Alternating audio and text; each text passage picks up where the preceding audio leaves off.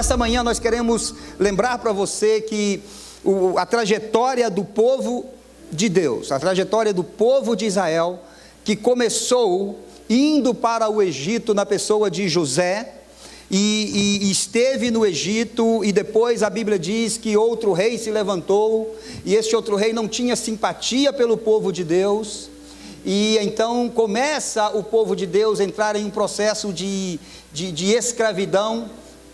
Isso dura por 400 anos, e Deus queria tirar o povo dali, Deus queria libertar o seu povo, o povo sonhava com isto, porque todo escravo sonha com o dia que será livre, todo escravo pensa no dia que ele será livre, todo escravo pensa, o que é que eu farei quando eu ser livre, e o povo vivia assim, pensava assim, e por gerações o povo foi escravizado no Egito, mas o povo sonhava com aquele dia, e a Bíblia nos relata, no Êxodo, quando Deus então já tinha levantado Moisés, e Deus então começa esse processo de liberdade na vida do povo, e Deus então levantando Moisés, Deus depois faz maravilhas no meio do povo. Não quero entrar muito nesses detalhes, porque você já conhece muito bem, mas eu quero levar você hoje na pessoa de Josué.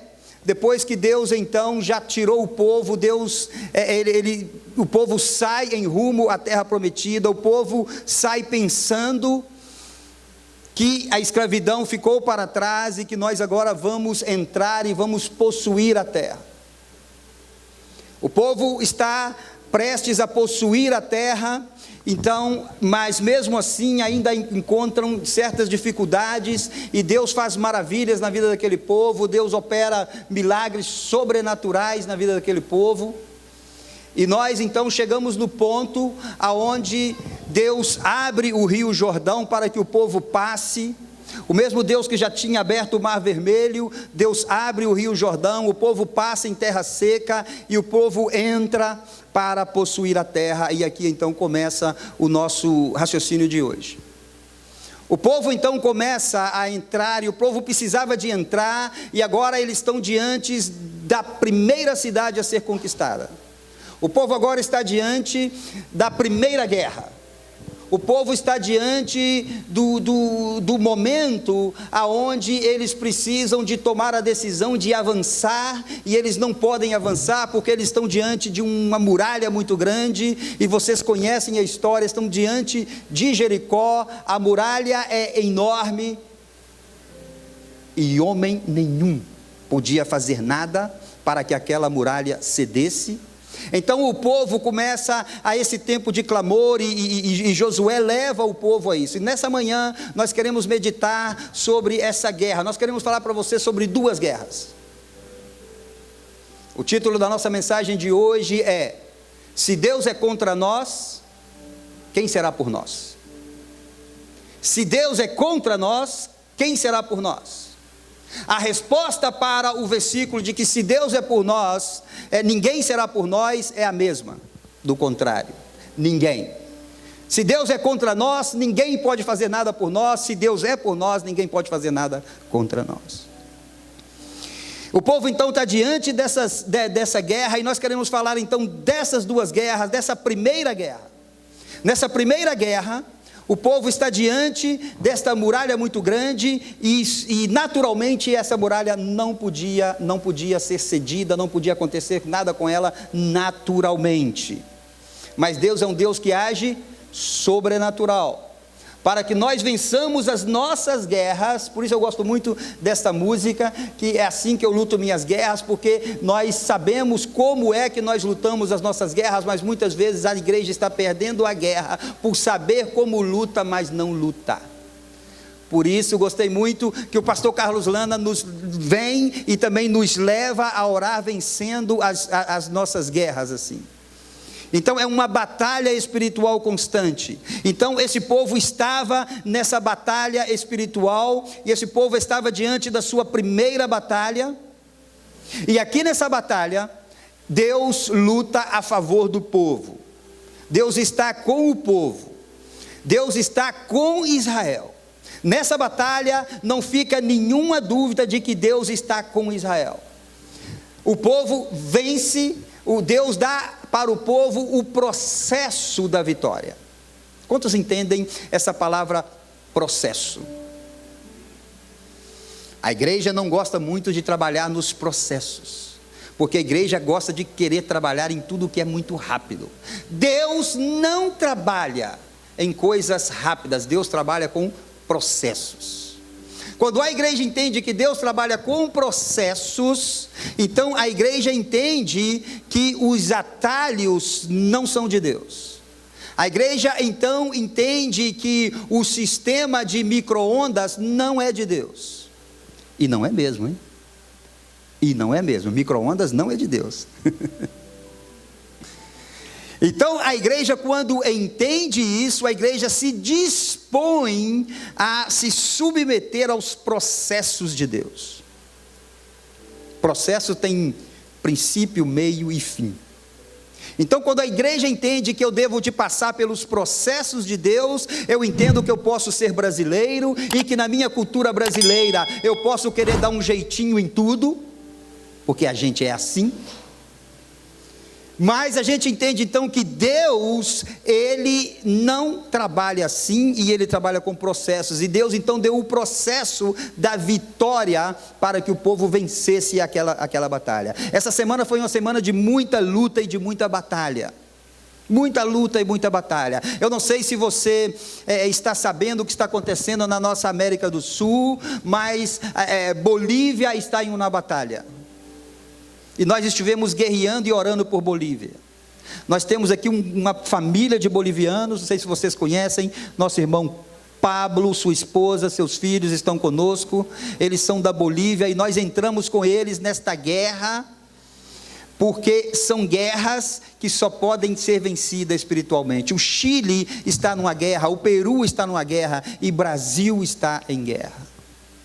Então nós entramos nessas guerras aí com as armas que nós temos e que podemos, e é somente assim que nós vencemos, com os processos. E Deus deu um processo de vitória para Josué e para o povo.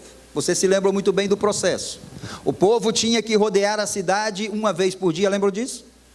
O povo tinha que rodear a cidade uma vez por dia, não é assim? Eles tinham que tocar as trombetas, né? Todos os dias, por 7 dias. Olha o processo. No 7º dia eles teriam que rodear a cidade quantas vezes? 7 vezes. E quando eles tocassem as trombetas, as muralhas iam cair. Vejam bem qual que é o ponto de lutar uma guerra quando Deus está conosco. A atitude do povo era seguir o processo. Tudo que vocês têm que fazer é obedecer, porque a vitória quem vai dar sou eu, era o que Deus estava dizendo. Então Deus, Ele chama a Josué, e Ele já fala para Josué aquilo que iria acontecer. Deixa eu te dizer uma coisa, o nosso amanhã para Deus é passado. O nosso amanhã para Deus é ontem. Porque Deus sabe exatamente aquilo que vai acontecer conosco, porque Deus, quando nós pensamos em futuro, Deus pensa em eterno. Por isso que para Deus não existe futuro, para Deus é eterno. Para nós existe futuro, para Deus é eterno. Então Deus, Ele toma aquele povo para colocar dentro da terra prometida, mas na verdade, o que Deus estava fazendo com o povo, era um ensaio, para que o povo entendesse que Deus tinha outra terra, outro lugar muito melhor para eles, que era o lugar onde eles viveriam eternamente. Então a entrada do povo na terra prometida, era simplesmente um ensaio. A nossa vida aqui na terra, ela se trata de um ensaio daquilo tudo que Deus tem para nós nos céus.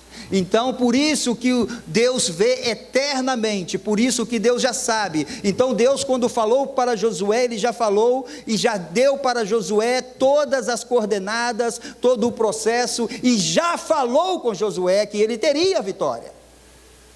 Vocês vão tocar as trombetas e as muralhas vão cair.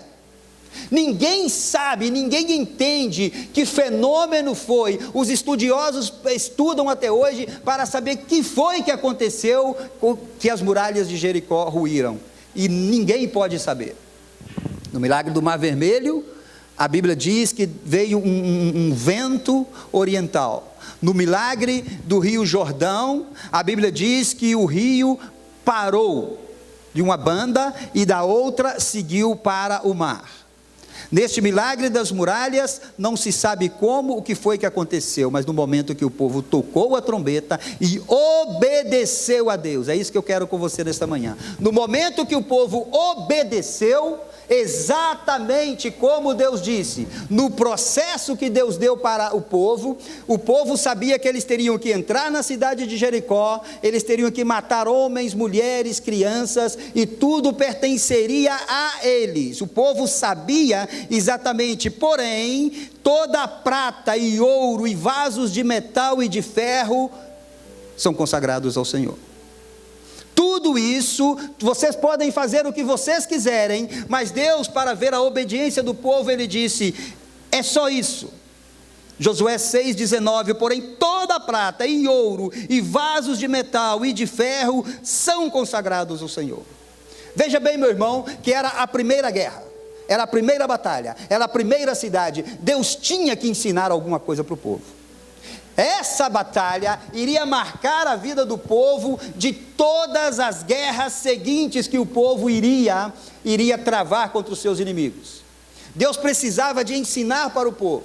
Então, tudo o que é primeiro pertence a Deus. Tudo o que é primeiro é de Deus. E Deus queria ensinar isto para o povo. Agora o povo então entra na cidade. O povo faz exatamente o que Deus disse, o povo obedece exatamente a Deus nos mínimos detalhes, e o povo então tem a vitória. Quando nós obedecemos a Deus, nos processos dele, ele nos dá a vitória, amém? Quando nós obedecemos a Deus, Deus nos dá a vitória. O povo obedeceu exatamente e o povo teve a vitória. Agora então, depois da vitória, vem a celebração da vitória, é ou não é? Quando você está esperando algo de Deus e você recebe, você se alegra e você quer então celebrar isto. Você quer então se alegrar com seus amigos, você quer se alegrar com as pessoas, você chama as pessoas e você se alegra, e você tem um tempo aonde você se regozija, porque Deus te deu aquela vitória que você tanto esperava. Então, se você está orando por algo, se você está travando uma batalha com algo, e você está seguro que você terá a vitória, já comece a celebrar agora. Já comece a celebrar. O povo então celebrou, o povo festejou. E deixa eu te falar uma coisa, quando nós obtemos uma vitória, isto então nos dá confiança para a próxima batalha, sim ou não? Quando você trava uma batalha, você tem uma vitória diante de Deus, então isso te enche de regozijo, de alegria e até mesmo de fé para você travar a segunda batalha. Foi a primeira batalha, mas o povo iria travar muitas e muitas e muitas batalhas. Agora então, todos eles obedeceram, mas nem todos exatamente. Lembra da história? É para aqui que nós vamos nesta manhã. Agora então, depois da batalha de Jericó, eu quero que você venha comigo na palavra de Deus agora, no texto da nossa mensagem desta manhã, que é Josué capítulo 7. E você vai ler comigo. Agora vamos ver a segunda batalha, como foi. A segunda guerra, como foi. A palavra de Deus diz no capítulo 7, e nós lemos a partir do versículo 1. A palavra de Deus diz, estão comigo? Estão comigo, igreja? Josué 7, versículo 1. Prevaricaram os filhos de Israel nas coisas condenadas, porque Acã, filho de Carme, filho de Zabdi, filho de Zera, da tribo de Judá, tomou das coisas condenadas. A ira do Senhor se acendeu contra os filhos de Israel. Enviando, pois, Josué de Jericó alguns homens a Ai, que está junto a Bet-Aven, ao oriente de Betel, falou-lhes dizendo, subi e espiai a terra. Subiram, pois, aqueles homens e espiaram Ai. E voltaram, e a Josué lhe disseram, não suba todo o povo, subam uns ou 2, 3 mil a ferir. Ai, não fatigueis ali todo o povo, porque são poucos os inimigos. Assim subiram lá do povo uns 3.000 homens, dos quais fugiram diante dos homens de Ai. Os homens de Ai feriram deles uns 36, e aos outros perseguiram desde a porta até as pedreiras, e os derrotaram na descida. Agora veja comigo como termina este versículo. Diz assim: e o coração do povo se derreteu e se tornou como água. Fecha os teus olhos. Senhor, nós estamos diante da Tua palavra é a verdade, e nós te pedimos que ela por si só fale conosco, ó Pai, no nome de Jesus, amém. Agora o povo então está diante da segunda batalha, e veja bem que depois dessa batalha, e depois dessa vitória, o povo está tão confiante na segunda batalha, porque se Deus esteve comigo, Deus vai estar comigo e eu vou vencer a batalha. É natural isso, é natural você pensar assim. Se Deus está comigo, eu vou vencer a batalha. Não tem batalha perdida para Deus, não tem guerra perdida para Deus. Assim que se Deus está comigo, eu vou vencer a batalha. Então Josué faz o mesmo processo, ele manda espias para verem a cidade de Ai, para trazer para ele um relatório sobre a cidade de Ai, e eles então trazem esse relatório, e vocês acabam de ler comigo. Olha, Josué, não se preocupa não, né?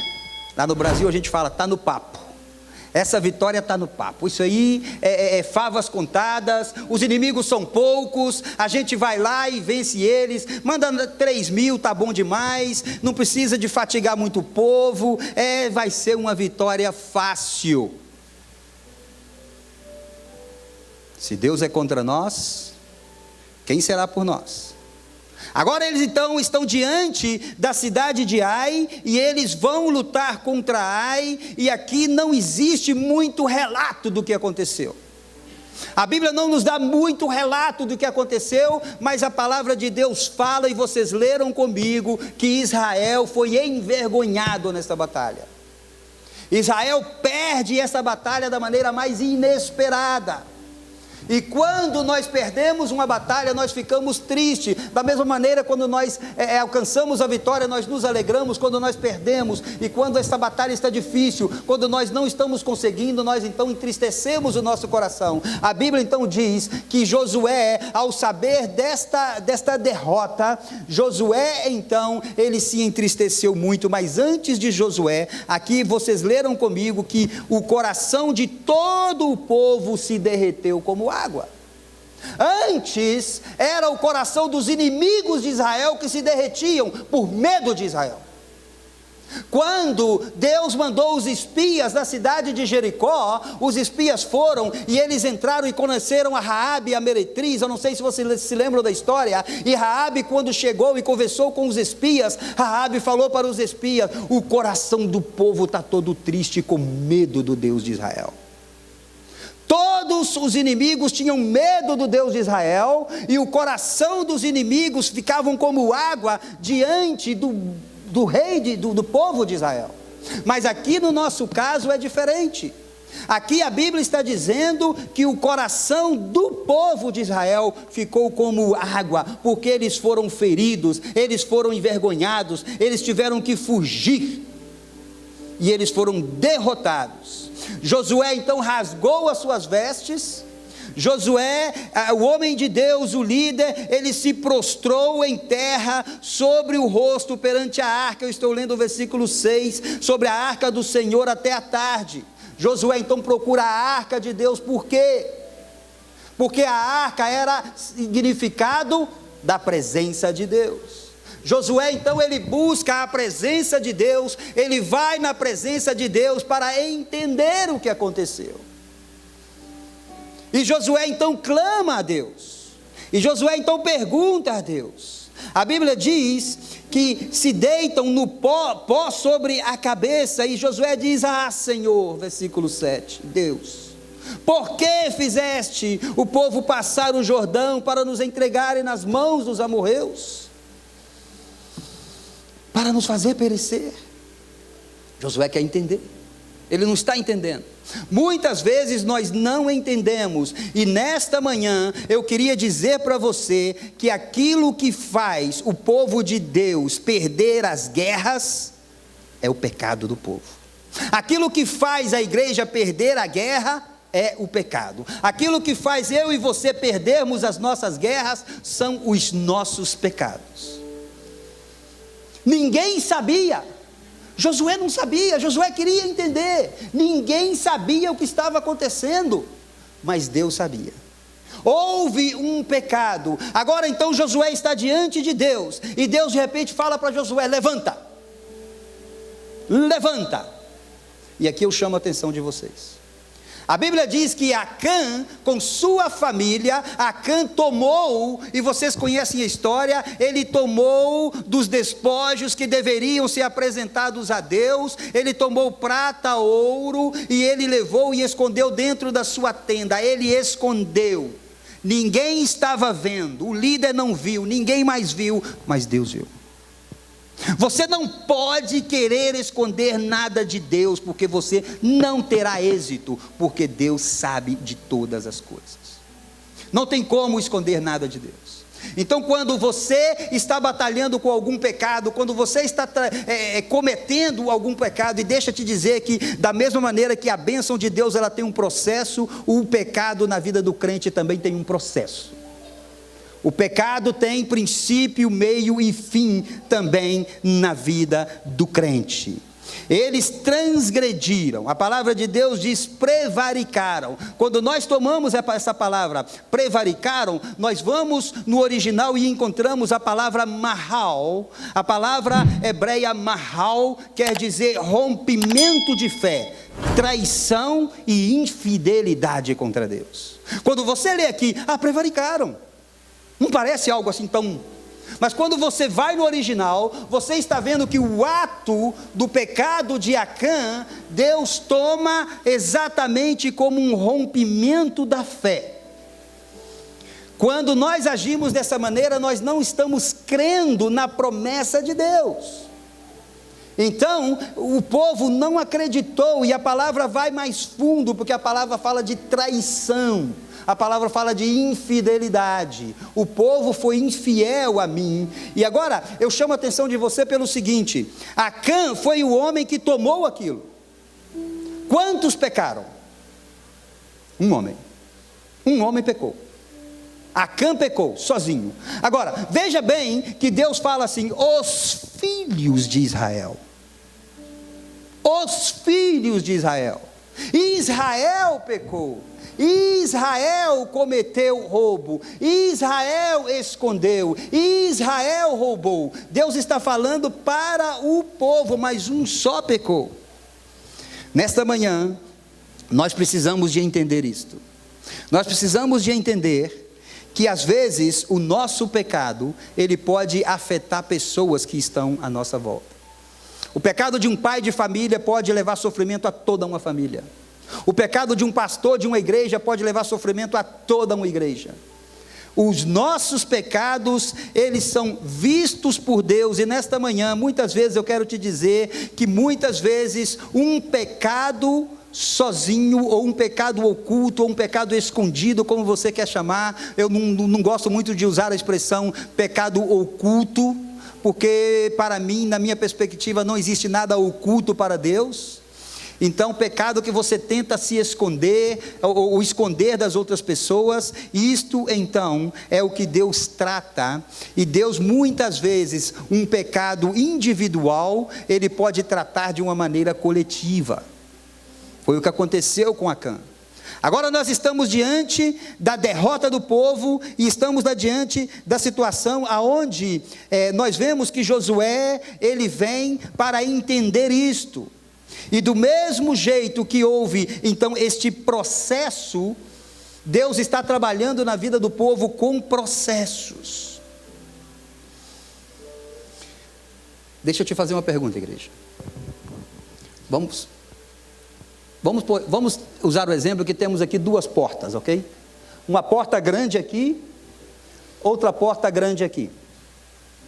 Nessa porta aqui, está escrito... eventos. Venha e você será livre do seu mal. Venha e você vai ser abençoado. Venha e você vai prosperar. Está cheio de gente para entrar nessa porta. Do outro lado tem uma porta escrito processos. Não tem quase ninguém para entrar nessa porta. Aonde você entra? Em qual delas você vai? Em qual porta é mais atrativa para você? A igreja tem cometido o pecado e o erro de querer entrar muito mais nos eventos do que nos processos, mas Deus não trabalha somente com eventos ou acontecimentos, Deus trabalha em processos. Por isso nós oramos na igreja para que todos os nossos eventos venham trazer processos para as nossas vidas. Agora então, mas isso do eventos e processos é outra pregação, tá, irmãos? Então, nós estamos agora diante da situação aonde Josué, ele entende, ou ele quer entender, e Deus fala para Josué o que foi que aconteceu. O povo tinha que aprender. Isso ia marcar a vida do povo. A primeira guerra eles venceram porque Deus estava com eles. A segunda guerra eles então perderam. Por que eles perderam a segunda guerra? Deus fala para Moisés que o povo pecou. A diferença da primeira guerra para a segunda guerra foi que na primeira guerra houve presença de Deus. Na segunda guerra, ausência de Deus. Na segunda guerra Deus não estava com eles. Agora veja bem então que um pecou. Todos perderam. Veja bem que um pecou, mas todos sofreram. Porque Deus, sabendo que Acã somente pecou uma pessoa, um pecado individual, Ele fala, os filhos pecaram. Israel pecou contra mim. Então Deus está falando que Israel foi infiel, que Israel rompeu, que Israel teve uma atitude de traição contra Deus. Não foi só Acã, foi Israel. Deus vê uma pessoa dentro de uma comunidade e Deus entende isso, que ela precisa de tratar com o pecado dessa pessoa de uma maneira que aquela pessoa seja livre. E nós como igreja precisamos de ser completamente livres do pecado que nos assedia todo o tempo, todo dia. Eu quero levar vocês a entender então este processo do pecado, porque a Bíblia diz que na revelação, a Bíblia diz então, depois, conhece bem a história, a palavra de Deus diz já no versículo 20 em adiante, que depois Deus então, Ele chama e Deus dá para Josué o processo da descoberta de quem tinha pecado. O processo da descoberta de quem tinha cometido o pecado. Versículo 20, e respondeu Acã a Josué e disse: verdadeiramente pequei contra o Senhor Deus de Israel, e fiz assim, assim. Acã então, ele revela para Josué como foi que aconteceu, mas antes de acontecer, Deus deu a Josué toda uma metodologia, todo um processo para que Josué soubesse, e isso começa no versículo 13, você pode ler, no versículo 13 em adiante, Deus fala para Josué: levanta-te, santifica o povo, e diz: santificai-vos para amanhã, porque assim diz o Senhor Deus de Israel, anátema há no meio de ti. Há uma coisa amaldiçoada no meio do povo. Há uma coisa que não pode estar no meio do povo. Diante dos teus inimigos não poderás suster até que tires o anátema do meio de vós. Não poderão vencer enquanto essa coisa maldita está no meio de vós. Não poderão vencer enquanto este pecado está no meio de vós. Não poderão vencer enquanto este pecado não for tratado e resolvido esta questão, e vocês possam então caminhar. Versículo 14: amanhã pois vos chegarei segundo as vossas tribos, e será que a tribo que o Senhor tomasse chegará segundo as famílias, a família que o Senhor tomasse chegará por casas, e a casa que o Senhor tomasse chegará homem por homem. Um pecou, todos pecaram. Deus então dá o processo para Josué: você vai por tribo, você vai por família, você vai homem por homem, até que você vai encontrar. Josué então faz tudo exatamente como Deus manda, né?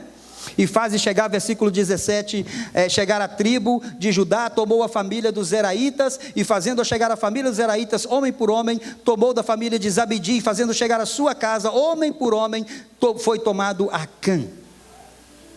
Versículo 19, então disse Josué a Acã, veja bem o coração do pastor, né? Veja bem o coração do pastor. Quando eu estava lendo isso aqui, pastor, aí você se vê, né? O cara pecou, levou derrota para o povo, o cara é o culpado, Deus acaba de revelar que ele é o culpado da derrota, e vejam agora como que o pastor o chama, versículo 19, então Josué disse a Acã, filho meu, você pecou, mas continua sendo filho, você pecou, mas você continua sendo da tribo, você pecou, você continua sendo de Deus, mas a gente precisa de tratar este pecado, porque este pecado está trazendo derrota para você, para a sua casa, para a sua família, para o seu ministério, você está trazendo derrota para o seu povo, você está trazendo derrota. Então, precisamos de tratar, filho meu, peço-te glória ao Senhor Deus de Israel. Glorifica o nome do Deus de Israel, porque você acaba de ser surpreendido no seu pecado. A gente não está acostumado com isso, a gente quer esconder o pecado. Ele agora glorifica porque você foi surpreendido, e fala assim, ó, faze confissão perante ele, e declara-me agora o que fizestes, não me ocultes. Agora então, o povo deveria aprender que se tratava de algo do interesse de todos. Se tratava do interesse de todos, e isso agora vai feito no meio de todos. Era assim que se tratava as situações. Vejam bem a confissão do pecador. Como é que pode as famílias quererem vitória com pecados escondidos dentro das suas casas? Como que a igreja pode querer vitória se há pecado no meio da igreja? Como nós queremos caminhar em uma vida de vitória se nós estamos cometendo pecados e tratando de esconder esses pecados? Acã, então, versículo 20 disse, verdadeiramente, pequei contra o Senhor Deus de Israel, e fiz assim e assim. Quando vi entre os despojos uma boa capa babilônica e 200 ciclos de prata e uma cunha de ouro do peso de 50 ciclos, cobicei, e veja aqui comigo igreja agora, veja o processo do pecado, cobicei-os e tomei-os, e eis que estão escondidos na terra no meio da minha tenda, e a prata debaixo dela. Agora você veja bem o processo do pecado, a dinâmica do pecado. Primeiro ele disse viu, segundo ele disse cobicei, terceiro ele disse tomei, quarto ele disse escondi. Processo ou a dinâmica do pecado. A palavra de Deus em 1 de João 15 e versículo 16, ela fala muito bem deste processo, quando a palavra de Deus nos disse, não ameis o mundo, nem as coisas que há no mundo, se alguém amar o mundo, o amor do Pai não está nele, porque tudo o que há no mundo, vejam bem aqui, ó, a concupiscência da carne, a concupiscência dos olhos, e a soberba da vida, não procede do Pai, mas procede do mundo. Agora, nós estamos diante deste processo, e deixa eu te dizer que esse processo começa exatamente assim na minha vida e na sua vida. O pecado, eu falava ontem para uma pessoa que está se divorciando, e ele me dizia que já não tem mais solução para o seu casamento, e eu falava para ele, mas isso não começou agora, isso não foi rápido, isso veio num processo. E você e a sua esposa deixaram que esse processo tomasse corpo, e agora vocês estão lutando com algo muito maior, que poderia ter sido corrigido lá no início. Então veja bem que isso tudo é um processo. Primeiro colocamos os olhos aonde não devemos, depois nós cobiçamos aquilo que nós vimos, e em seguida agimos, praticando ou tomando tal coisa para nós, mas isso não pertenceria a nós. E por fim tratamos de esconder. Esse tratar de esconder é algo terrível. É algo terrível quando a pessoa trata de esconder. Quantas vezes eu tratei de esconder da minha família que eu usava cocaína? Quantas vezes eu tratei de esconder da minha mãe, dos meus irmãos, que eu estava completamente dopado por substâncias químicas? É a dor que nós temos de dizer que nós vamos vencer aquele pecado, lutamos contra ele, mas não conseguimos. É a dor daquele jovem que está com a sua vida sexual à flor da pele, e ele diz que ele vai vencer, mas ele chega na sua casa e se masturba escondido da família, e ele diz que vai vencer este pecado, mas uma e outra vez ele volta e comete o mesmo pecado. É a dor de um pai de família que luta contra a bebida, e ele promete à sua família que ele vai ser livre disso, mas escondido da família ele volta por uma e outro drink mais. É a dor daquele pai de família que é um exemplo para que todos o vejam, mas ele tem uma amante, aonde ele diz que ele ama a sua esposa, que ele ama os seus filhos, mas ele não consegue resistir, e ele vai uma e outra vez com a sua amante. É a dor, muitas vezes, de ministros na casa de Deus.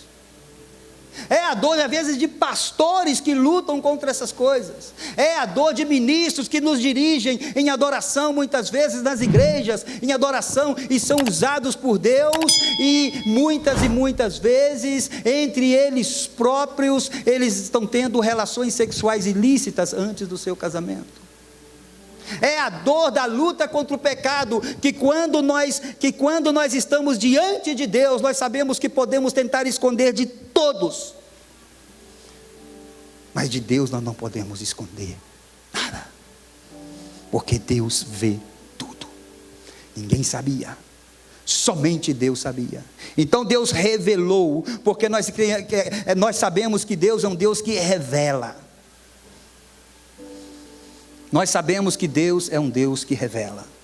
O pecado escondido sempre é ocultado das pessoas que nós mais amamos. Nós queremos sempre ocultar o pecado que nós estamos passando por ele, das pessoas que nós mais amamos. Mas a pergunta que se faz é a seguinte: de quem você está querendo esconder o seu pecado?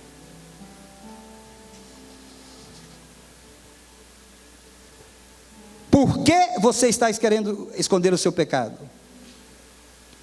Davi, entendendo que ele não poderia esconder o pecado de ninguém, no Salmo 139, o que é que Davi fala? Senhor, tu me sondas e me conheces. Sabes quando me assento, sabes quando me levanto, de longe penetra os meus pensamentos. Esquadrinhas o meu andar e o meu deitar, e conhece todos os meus caminhos. Ainda a palavra não chegou à minha língua, e tu já sabe toda. Davi, entendendo isso, ele sabia que ele não poderia esconder de Deus. A dinâmica do pecado começa assim, sendo ocultado, a dinâmica do pecado que começa assim, sendo ocultado, tem a tendência de seguir oculto e se transformar também em um processo pecaminoso na vida do crente. Entende isso, igreja? Entende isso? A dinâmica do pecado que começa assim, sendo ocultado, tem a tendência de seguir oculto e se transformar também em um processo pecaminoso na vida do crente. Mas voltando à nossa história, porque precisamos terminar com isto. A pergunta que não quer calar é a seguinte: quem pecou? Acã. Lembram? Quem pecou? Acã. Ele pensou que ninguém estava vendo, né? Ele pensou que ninguém estava vendo. Se Acã pecou sozinho, por que todas as pessoas tinham que sofrer as consequências do pecado de Acã?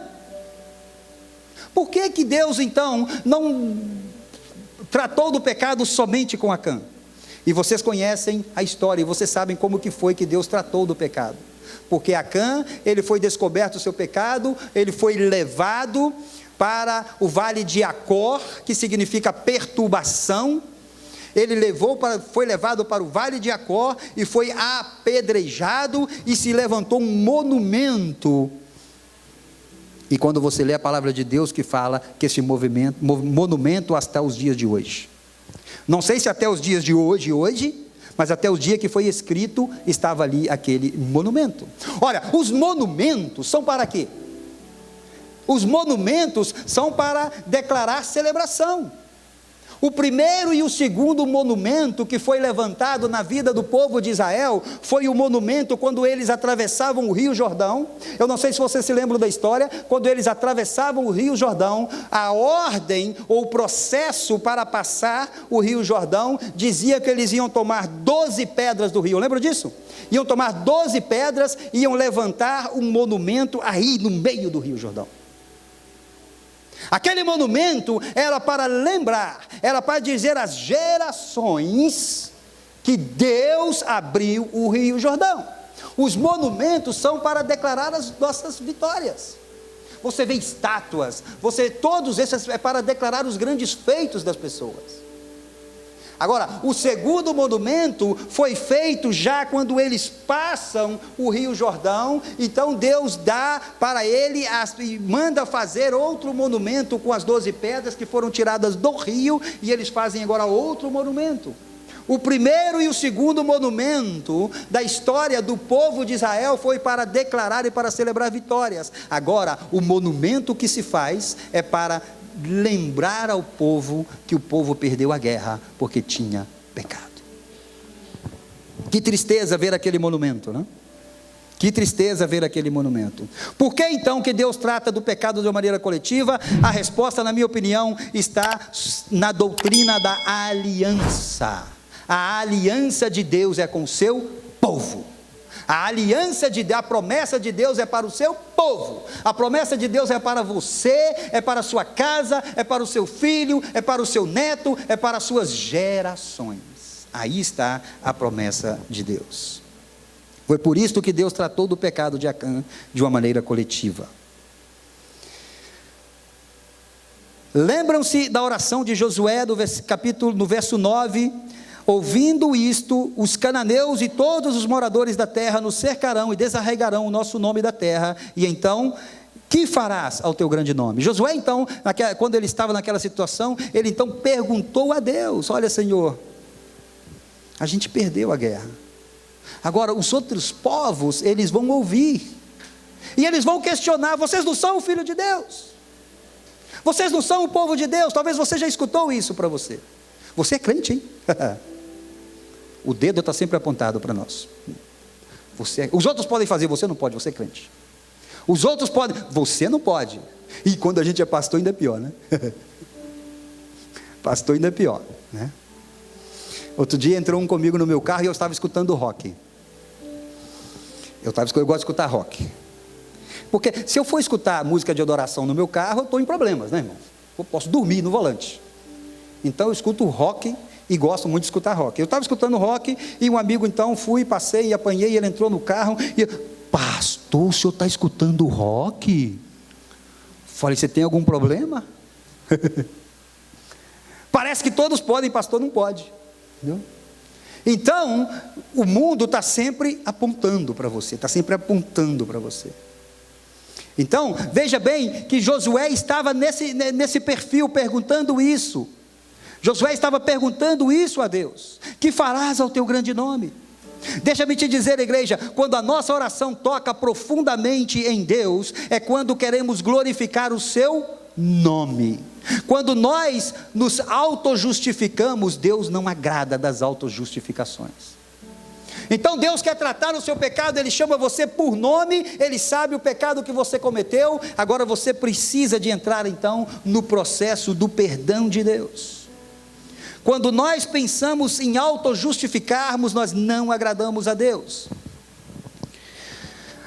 Acontece conosco na igreja de tratarmos com pessoas que estão em pecado, e elas às vezes nos pedem ajuda, mas não querem se submeter ao processo. Muita gente vem para nós e coloca as situações que estão vivendo, quando nós falamos, precisamos de fazer assim, assim e assim. Eu nunca dou soluções rápidas para ninguém, nunca, porque na minha vida não é assim, eu não consigo nada com soluções rápidas, então eu nunca apresento soluções rápidas. Minha irmã, nós precisamos de entrar num processo de oração. Mas quanto tempo vai durar, pastor? Vai durar muito tempo. Então as pessoas não estão dispostas, porque não querem processos. Elas preferem ir nos grandes eventos que oferecem milagres, que se oferecem prosperidade, que oferecem soluções a micro-ondas, do que entrarem dentro de um processo e serem verdadeiramente estabelecida aquilo que Deus quer na sua vida. Acã confessou o pecado, mas veja bem que confessar o pecado depois que ele foi descoberto é fácil. É fácil. O meu pastor, que é meu pai espiritual, que Deus já o levou, ele sempre dizia isso para mim: você tem que ser muito homem, você tem que ser muito macho para admitir o seu erro diante de Deus e da sua família.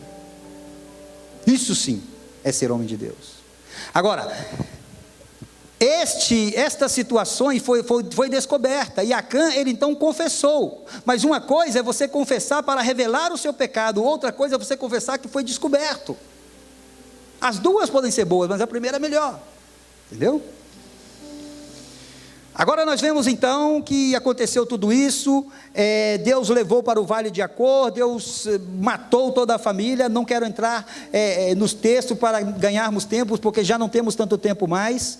Então, uma vez que o pecado de Acã foi descoberto, Acã então teria que pagar as consequências. Acã pagou as consequências do seu pecado, a sua família pagou as consequências do seu pecado. E deixa-me te dizer, irmãos, hoje em dia Deus não mata ninguém como matou Acã, mas as consequências do nosso pecado têm que ser pagas. Exatamente igual, não mudou nada. Nós não somos justificados por eles, mas sofremos consequências dos nossos pecados. Os nossos pecados trazem consequências nas nossas vidas. O capítulo termina dizendo então que foi levantado um montão de pedras em cima do local aonde estavam os corpos. Aonde estavam os corpos? Você pode ver essa história no capítulo, a mesma história dos monumentos que eu disse para vocês do Rio Jordão. Você vê no capítulo 4, versículo 9, e também no capítulo 4, no versículo 20. Hoje em dia, Deus continua atuando da mesma maneira. E eu quero adiantar com você aqui, para nós terminarmos por hoje. Quantos acreditam naquele pastor que fala assim: já vamos terminar a pregação, mas ele nunca termina? Eu sou assim, tá bom, igreja? E vejam bem, que para nós terminarmos o nosso raciocínio, da mesma maneira que existe o processo do pecado, também existe o processo do perdão do pecado. E graças a Deus por isso, tá bom? Veja bem que a palavra de Deus diz, em Hebreus 4, versículo 13, nós temos aqui, diz: e não há criatura que não seja manifesta na sua presença, pelo contrário, todas as coisas estão descobertas e patentes aos olhos daquele a quem temos de prestar contas. Veja bem, irmãos, que Deus, Ele nos dá exatamente o processo para que nós possamos saber ou entender isso e sermos perdoados por Ele, uma vez que você quer se submeter ao processo. Ele diz para você hoje, que se você confessar o seu pecado, Ele é fiel e justo para te perdoar e para te limpar de toda a sua iniquidade. De toda a sua iniquidade. Então, nós temos aqui este processo. Esse processo se trata de orar, esse processo se trata de clamar, esse processo se trata de confessar o teu pecado. Aí você pode adorar a Deus. Quantas e quantas pessoas chegam dentro das nossas igrejas e não podem adorar a Deus? Porque estão vivendo vida de pecados que não conseguem sair deles. Gostaria de pedir à igreja que fique de pé.